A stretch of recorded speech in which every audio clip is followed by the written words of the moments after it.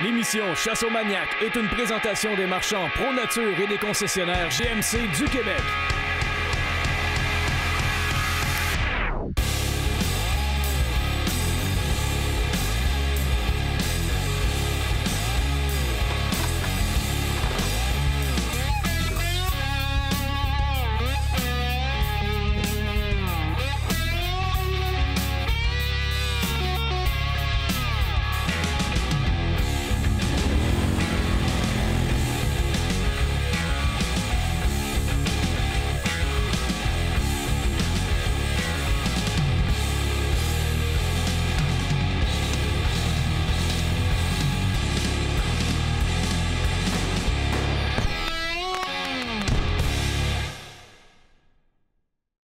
Salut les manacs, bienvenue à Sainte-Énédine. Cette semaine, chasse au sanglier en enclos avec nos chasseurs favoris, Michel Garand et Nicolas Talbot, le chasseur aveugle. Bonne émission!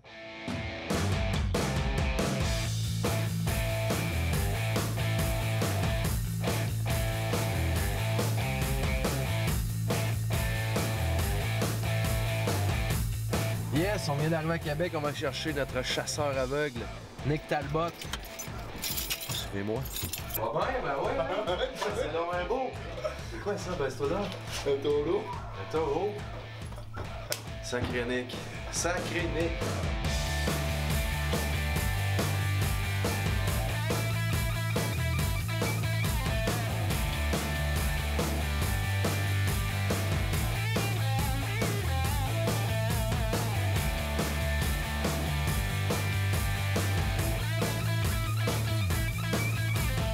Bon, encore toute une aventure où on est le 30 juillet, fait que c'est une chasse d'été à la ferme du chasseur au sanglier. Ça a été vraiment toute une aventure, puis dans le fond, Mathieu m'a appelé à un moment donné, il me dit « Nick, on s'en va à la ferme du chasseur, on s'en va chasser le sanglier ». Il m'en avait parlé qu'on irait, mais quand, je sais pas. Fait il est venu me chercher. Je ne savais pas que M. Garand était là. Michel Garand. Fait qu'on est arrivé ici, on a rencontré les gars, c'est des gars de notre âge, des gars dynamiques, des bons bodés.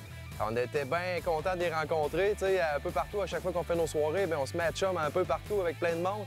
Fait qu'on a revu les gars, et puis là, on a amené Michel Garand avec nous autres, on a amené Nicolas Talbot. On est arrivé, on s'est serré la main, M. Boutin était là.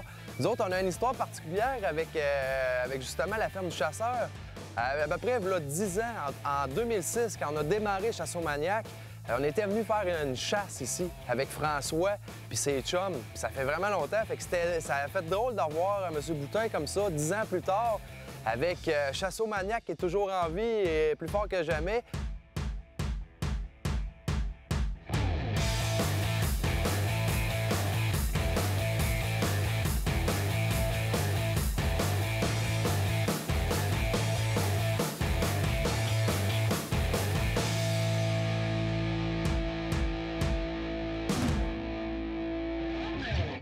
J'ai passé une super belle journée aujourd'hui. J'ai eu une invitation de Mathieu Pouliot de Chasse aux maniaques. Il m'appelle, j'étais sur la piste cyclable avec mon vélo. Puis il m'appelle, il dit « Michel, il dit, ça te tente-tu de venir au sanglier, il y a la ferme du chasseur à Sainte-Énédine. » Il dit « Avec ton ami Nicolas. » Fait que j'ai dit « Ben oui, Caroline, ça m'intéresse. Ça n'a pas été long. » J'ai dit « Oui, oui, ça m'intéresse. » Puis j'ai dit « J'ai jamais chassé le sanglier en passant. » Fait que je lui ai dit, ça va être une occasion. Puis j'ai dit, allez me chercher une bébite. Fait que j'ai dit à ma femme, on va aller chercher la bonne viande. Fait que on va avoir du plaisir. On a commencé, je sais que Michel Garand il est parti en premier. Nous autres, on a fait quelques tirs de pratique pour voir si tout était bien. Puis par la suite, on a dit, bon, ben let's go, on part. Puis, au début, on n'a pas vu tout de suite, on marchait, là, on marchait dans le bois, puis on en revenait par les sentiers, puis...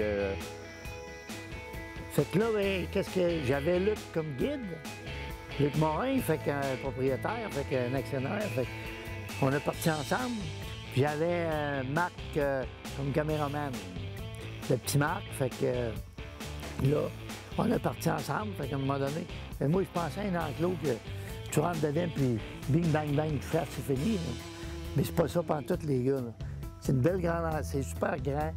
Puis j'ai vu d'autres bébites que des sangliers.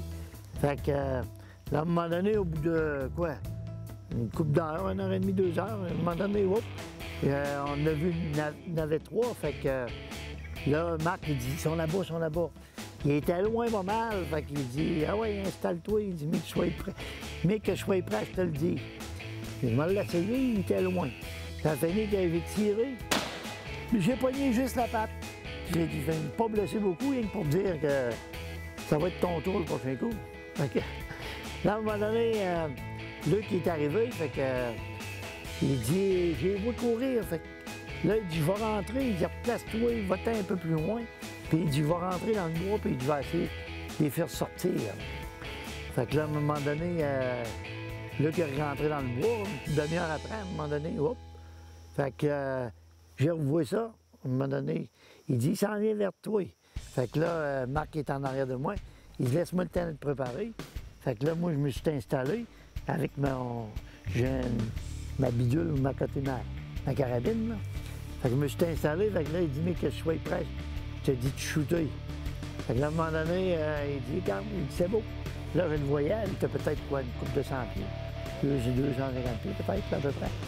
Fait que là, il dit, j'ai tiré ça, ça a tombé direct tout là. J'étais bien content, il dit, c'est fait. Là, il est à terre! Yes, sir, monsieur! Oui!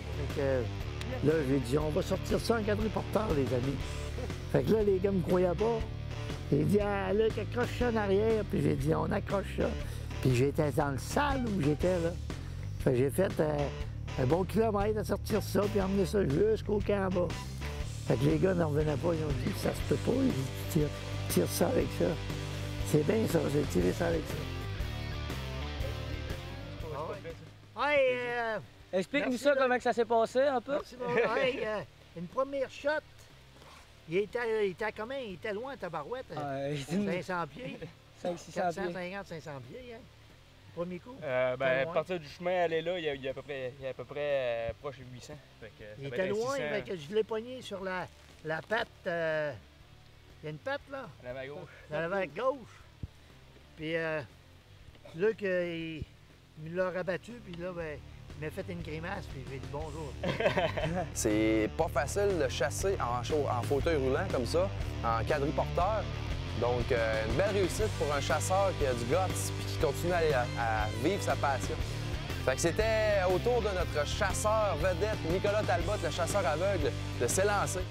Ce bloc technique est une présentation des marchands Pro Nature. Bonjour, cette semaine dans la chronique Pro Nature, j'aimerais vous parler des nouveaux systèmes d'éclairage à énergie solaire Pulsion. Un beau petit système qui peut être pratique dans les camps de chasse, des roulottes, des choses comme ça. C'est un petit système, c'est une batterie, autrement dit, qui est rechargée par un panneau solaire.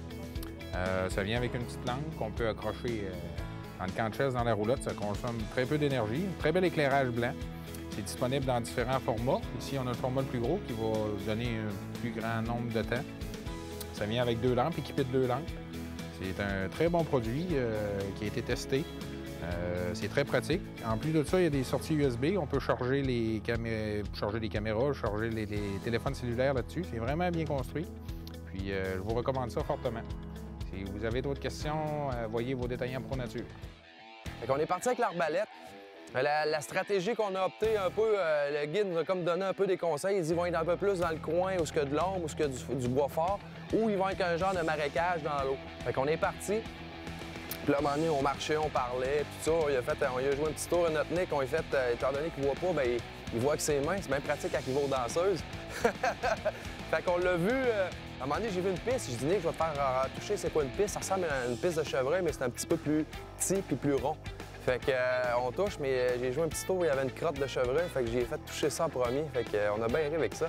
Puis ensuite de ça, bien, on a fait toucher la piste du sanglier. Nick était bien content de ça. Et puis là, on a continué, puis à un moment donné, on parlait, je me rappelle plus quoi, fait qu'on s'en allait, et puis à un moment donné, j'ai vu les sangliers passer, ils étaient 2 ensemble, je les ai vus passer complètement à gauche. Fait qu'on est parti après ça. Ça n'a pas été facile, on a couru après un bon 2 heures de temps, là. À un moment donné, on a eu une shot, les sangliers étaient rendus, ils étaient direct à la bonne place, on avait la shot, sauf que, vu que Nick ne voit pas, bien, c'est plus difficile, puis là, la consigne, c'est vraiment Nicolas il y a plusieurs personnes qui m'en parlent, mais Nicolas, quand il tire, j'y touche pas. Personne n'y touche. C'est Nicolas qui gère son arbalète. On fait juste lui dire monte, tasse, telle place. On l'enligne dessus pour commencer, puis après ça, on dit vas-y. Fait que le laser était directement sur le sanglier, c'était parfait, sauf que comme j'allais donner le go, le sanglier a fait un pas. Donc, même n'importe quel chasseur, on tire jamais à l'arc, à l'arbalète, un gibier en mouvement. Fait que après ça, on a continué. Bon, ben, on va aller les rechercher ailleurs dans le chemin. Fait qu'on en repart. Fait que c'est vraiment une chasse que tu bouges, puis vraiment pas facile dans ma situation. Puis à un moment donné, c'est ça. On a décidé, on les a revus. Ils étaient rendus, je pense, je peux pas vous dire, là, il y avait comme un chemin central vers la droite. En tout cas, je sais que j'ai entendu dire qu'il y avait une swamp là. Puis c'est là qu'on est descendu, ils les ont revus. Ils se sont couchés dans le gros swamp. Puis là, on a décidé d'y aller sans faire trop de bruit. On est descendu tranquillement, pas vite. Les deux ils étaient couchés dans le swamp. Puis on s'est placé. Puis c'est sûr que, tu sais, couché, je vois pas. C'est vraiment pas évident. Puis on a tiré. Ça a été toute qu'une adrénaline quand ils se sont levés de là parce que c'est tasse-toi de là ou sinon tes tibias ils n'existent plus. Fait que on a.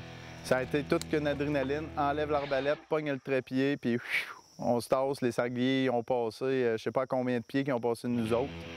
Fait que c'est ça, fait qu'en fin de compte, on a essayé de trouver des traces de sang. On n'a pas tout de suite trouvé, ben on n'a pas trouvé en fait. Puis de la façon, après on a regardé la vidéo, la flèche était un petit peu haute. Puis c'est sûr qu'au début, on est revenu, si je me trompe pas, on est revenu ici. Puis on s'est dit, bon, on va retourner, on va essayer de le trouver. Puis en fin de compte, il y a du monde qui l'ont vu, mais la flèche elle avait passé bord en bord, bien presque bord en bord, mais elle avait ressorti vers en arrière, pas loin d'une fesse. Toi, on est, comment t'as trouvé ça, man? Moi, j'ai eu une chienne parce que je ne l'ai pas vu venir. Puis, mettons que la terre, elle doit lever. Quand t'as tiré, je te jure, j'ai eu peur. Parce qu'il s'en venait comme une torpille, mais vers nous autres. Si on n'avait pas full d'arbres en avant nous autres, là, il nous rentrait direct dans les cannes. Et comme j'ai déjà été un ninja, j'aurais botté à la face pour toi. Hey, Nick, ninja! Si on le retrouve, ce qui devrait arriver, je sais pas quand on ne retrouvera pas ça, mais ça serait ton quatrième gibier en 4 flèches. En 4 flèches, ça serait le fun. Fait que là, on est parti, on était tout le monde, toute l'équipe est partie en arrière des sangliers pour trouver le sanglier que Nicolas a tiré. Monsieur Boutin est arrivé avec son 4 roues. On a embarqué Nick avec Marc qui sont partis sur le sanglier. Et puis à un moment donné, les gars ont revu le sanglier. Fait que Nick s'est répaulé, il voulait l'achever, c'était sûr qu'il voulait l'avoir. Il a tiré, mais Nick a tiré le deuxième sanglier.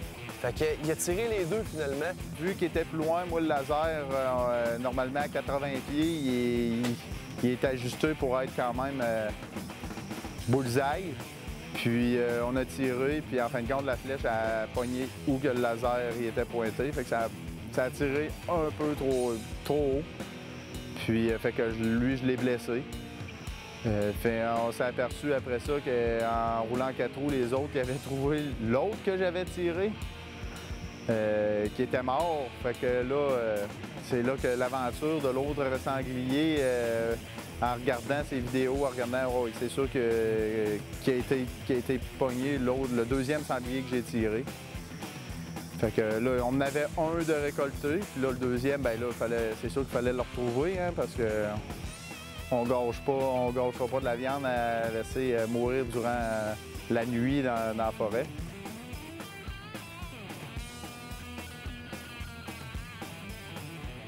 Puis là, ça a parti, puis là, il s'est mis à mouiller, puis là, on s'est dit tabarnouche, qu'est-ce qu'on fait? Puis on est allé au camp parce qu'il mouillait vraiment beaucoup. On est allé au camp, on a pris une petite bière, on a regardé les images, on a regardé la shot. Et puis M. Boutin, il regardait ça, puis il repensait à ça, puis il a quand même beaucoup d'expérience en chasse ici. Et fait qu'il dit, ce sanglier-là, il est mort, je suis sûr qu'il est tombé, puis d'un fougère, qu'on le trouve pas. Parce que de la manière qu'il est parti, il est touché, puis c'est une bête qui est morte.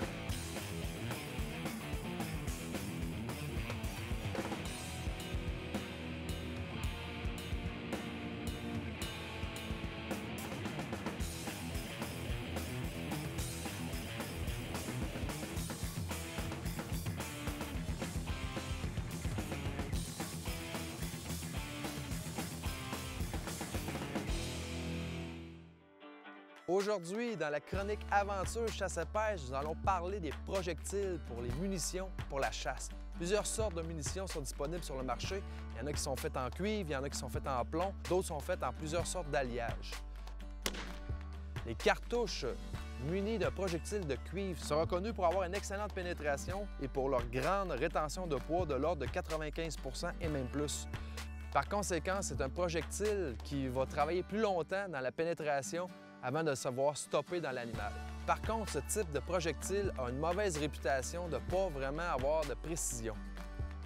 Dans l'édition de l'hiver 2016, le magazine Aventure chasse et pêche a écrit un article, a fait beaucoup de tests avec plus de 400 coups tirés avec 5 sortes de projectiles de cuivre dans 9 sortes de carabines. L'hypothèse de recherche est de vérifier la précision, justement, de ces projectiles en cuivre. Donc, si vous envisagez d'acheter des projectiles de cuivre, je vous conseille de lire l'édition hiver 2016 pour avoir toute l'information et avoir la réponse aux tests effectués par l'équipe. Là-dessus, bon choix judicieux sur les balles que vous allez acheter et surtout, bonne chasse. Fait qu'on a laissé passer la pluie, puis là, on est parti 4. On s'est dit, on va faire une battue pour voir bien comme il faut, parce qu'il y a quand même 2 pieds de fougères, des fougères de 2 pieds de haut. Fait que s'il est rentré là-dedans puis il est caché, on le voit pas. Fait qu'on a fait une battue. Il mouillait encore un peu, fait que les gars ont resté au chalet. Nous autres, on est partis. Et puis, je suis parti avec Marc, M. Boutin, Luc. Puis on est parti, puis à un moment donné, on marchait. Et puis, j'ai quasiment pilé dessus. Ça s'est décollé, toi, direct à côté de moi, à peu près à 3 pieds de moi. Le sanglier est parti au fond. Fait que j'ai pris ma Winchester, j'ai mis une flèche avec... j'ai chasse avec des Rage 2 pouces de large avec un luminoc. Fait que j'ai mis ça, j'ai enligné ça, direct où ce qu'il faut tirer, dans le défaut de l'épaule. Tac! Paf! Le sanglier, il part, il tombe à terre, puis là, il se met à crier. Fait qu'on était là, yes, on l'a eu, enfin! Après cette journée-là, ça faisait quasiment 5 heures certains qu'on courait après. Fait qu'on approche, le sanglier, on pensait qu'il était mort, il se relève, puis il part au fond. Fait que là, on se dit, hey, on peut pas, puis il saignait pas beaucoup, malgré le fait que la flèche était bien placée. Il saignait pas beaucoup, fait qu'on est parti à la course en l'air de lui. Mais là, c'est sûr qu'un gibier, faut pas faire ça normalement avec un gibier blessé à l'arc. Mais pour les besoins de la cause, il mouillait, il avait pas une belle température, on le voyait, il courait pas vite, fait qu'on est parti en arrière. Fait qu'on a couru le parc au complet une fois, puis on a retraversé en diagonale. Fait qu'on a fait quasiment une fois et demie le parc à grosse course. On courait, puis à un moment donné, il courait plus vite que nous autres, on l'a perdu de vue. On était même plus capable d'avancer, on était essoufflé raide, on l'a perdu de vue. Mais on l'a vu qu'il se dirigeait dans un coin. Fait qu'on dit, c'est sûr qu'on peut pas le perdre. Fait qu'on s'est dit, on va le coincer, on va monter en hauteur parce qu'il y a un genre de bouton. Fait qu'on est monté sur le bouton, puis là, il arrivait, puis là, tu voyais qu'il filait pas si bien que ça. J'ai encoché une flèche, je me suis étiré, j'ai attendu le goût de mon caméraman. Clac! Bord en bord, direct au poumon, on est à peu près à même pas 20 pieds. La flèche est partie, il est parti. Il a fait 30 pieds, il est tombé direct là, il a gigoté un peu, puis ça a été la fin de la journée pour nous autres. Une bonne journée après la grosse maudite pluie. Nick tire son sanglier. Michel Garand tire son sanglier. Puis là, on cherchait parce que Nick a tiré au début. On pensait qu'il était peut-être mort là, puis on l'avait pas trouvé dans les fougères. On est parti, on a fait une battue, il a relevé, puis j'ai réussi à le tirer, mais il y a toujours bien 3 flèches dans le corps. Mon nom, c'est Luc Fréchette. Depuis 2 ans environ, on est rendu actionnaire avec M. Boutin. On a acheté à peu près tout son troupeau de sangliers. On a rentré des cerfs rouges aussi. On est des gros maniaques de chasse. Fait qu'on est pas mal dans notre domaine, on aime bien ça. Cet hiver, à une soirée de chasse à Chasse aux Maniaques à Saint-Gervais, on a rencontré Nicolas, qui était non-voyant, qui chassait avec Chasse aux Maniaques. Puis on a rencontré aussi Michel Garand, avec qui j'étais au Caribou l'hiver passé. Puis j'ai trouvé ça pas pire, puis je me suis dit, ce serait peut-être le fun de recréer une journée de chasse à la ferme avec ces deux-là. Puis on a fait passer vraiment une belle journée, on a travaillé fort, mais on a passé une belle journée. On a fini la journée avec un bon repas de sanglier dans le lodge des gars. C'était vraiment trippant, ils nous ont préparé ça. Fait que ça a été, sérieusement, j'ai vraiment trippé sur ma journée. Je conseille à tout le monde d'appeler la ferme du chasseur. C'est une belle place, c'est une belle chasse. C'est une grosse enclos. Vous pouvez courir après le gibier pendant la journée au complet. Donc, merci beaucoup à tout le monde, puis on s'en revoit. Suivez-nous sur Facebook. Salut tout le monde!